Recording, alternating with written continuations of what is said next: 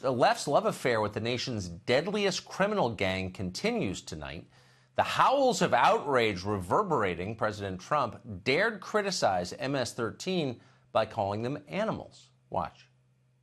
He basically seems to assume that everybody is part of MS-13. Very strange to hear the President of the United States speak in such dehumanizing terms. Clearly, the president wants a war against Latinos. You might make that distinction between members of MS-13 and the rest of the Latino community and the rest of the immigrant community. I assure you that most of Americans don't make that distinction when he says we're animals. When he says we're animals. Things are moving fast in this country.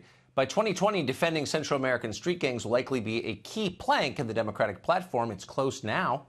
You can see it. Maybe Bernie Sanders will feel the burn a little more literally. Kamala Harris's campaign will certainly be stronger together with the added muscle of Guatemalan street gangs. Don't laugh. It's actually more plausible than you'd think it is. Don't believe us? Here's what CNN contributor Ana Navarro said this Wednesday about Trump's animal remark. Quote, Trump is in very bad company. Nazis referred to Jews as rats. Slave owners viewed slaves as subhuman animals. Now, here's what Navarro herself had to say about Trump just 2 years ago. Quote, should Trump drop out of the race? Yes, he should drop out of the human race. He's an animal. Apologies to animals. Apparently, Donald Trump can be dehumanized, and that's fine. MS-13, though, a gang that butchers high schoolers with machetes, that's too far. But on the left, that's exactly the state of play as of this evening. MS-13 runs drugs, of course. It commits murders, and it terrorizes entire immigrant communities. But they don't ask questions about diversity, so they're okay. Questioning diversity is the highest crime you can commit, according to the left. Questioning diversity imperils their entire worldview. It suggests that people are not interchangeable, and the particular people who inhabit a particular country matter. That's unacceptable, far more unacceptable than, say, murdering a teenager in Long Island. That doesn't even warrant a serious attempt at deportation. Joining us tonight is Leslie Marshall. She's a progressive radio show host and a keen observer of the Democratic Party. Leslie, good to see you. Good to see you, Tucker. So you're seeing all the leaders of the Democratic Party, Schumer, Pelosi, its surrogates, the entire American news media virtually, singing from the same song sheet. This is a coordinated storyline. Who thought of this? What consultant convinced Democrats running in defense of MS-13 was a good way to go into the midterms? Well, first of all, I think it was very clear, quite frankly, and I know fellow Democrats get angry at me, that the president was answering a question that the sheriff posed regarding the gang members.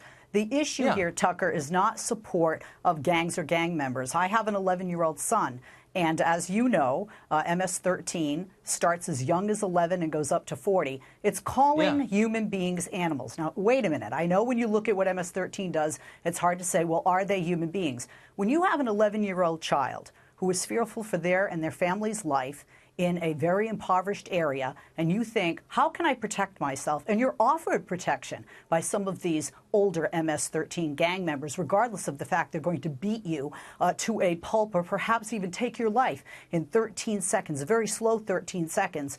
You look to them because you think, how can I be considered tough? How can I and my family not be bullied and be protected? I mean, look, you're right. I don't think those 11-year-old children, quite frankly, are animals, and I don't think we should refer to human beings, even if they're bad human beings, as animals. Well, but look, people have all kinds of reasons for doing what they do, and sometimes it's understandable. But, I mean, people had reasons for becoming concentration camp guards.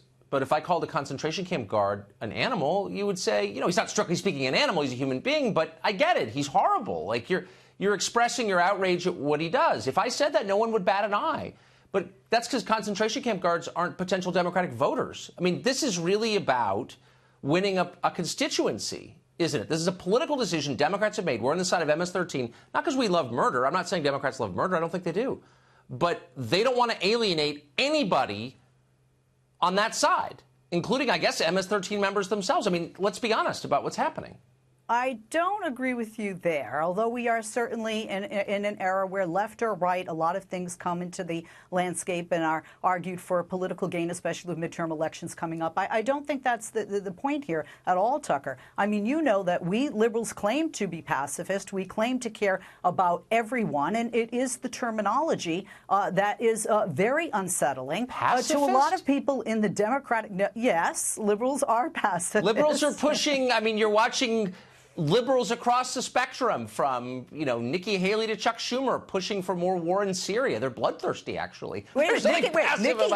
Nikki Haley start wearing a Democratic cape? I must have missed that one. When she started pushing for more pointless wars. But here's the point. If I came out and described a concentration camp guard as an animal, nobody would have a problem with it. I certainly wouldn't have a problem with that. You wouldn't. No normal person would have a problem with that. Normal people don't defend murderers, but the Democratic Party is defending MS-13. And I'm just making a political observation, which is that's not a wise strategy going into election, because normal people aren't going to go for that, are they? Or maybe they are. I'm going to go back to your concentration camp argument, okay? Yeah. Being that I have one Jewish parent, I think you know, and being that I have relatives that did perish in concentration camps, there were a few types of guards in the camps, quite frankly. One would be fellow Jews who wanted to survive and have a lot of guilt, and there are many documentaries about that, too. Okay. There are many people that said they were just following orders. They were not referred to as animals, and quite frankly, many of them escaped any type of criminal Look, rap. I don't want to get off on a World War II tangent, and that was one of 100 examples. Jeffrey Dahmer, anybody who commits murder for the pleasure of committing it,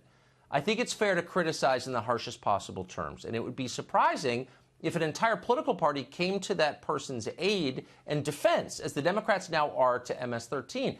And I'm just asking, whose idea was this? It's not happening accidentally when you have John Harwood from the New York Times and Chuck Schumer and Nancy Pelosi saying exactly the same thing. Somebody thought up this line. And I'm just wondering, do you think it's a smart thing to say?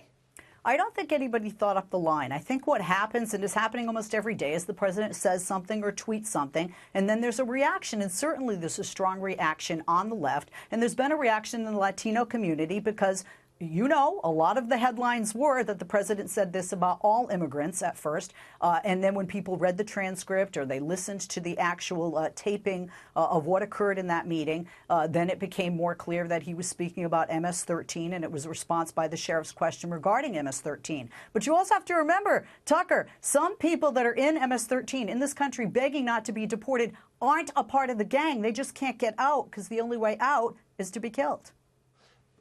But let me ask you this, and final question, but this is the deep irony undergirding all of this, which is MS-13 preys upon immigrants.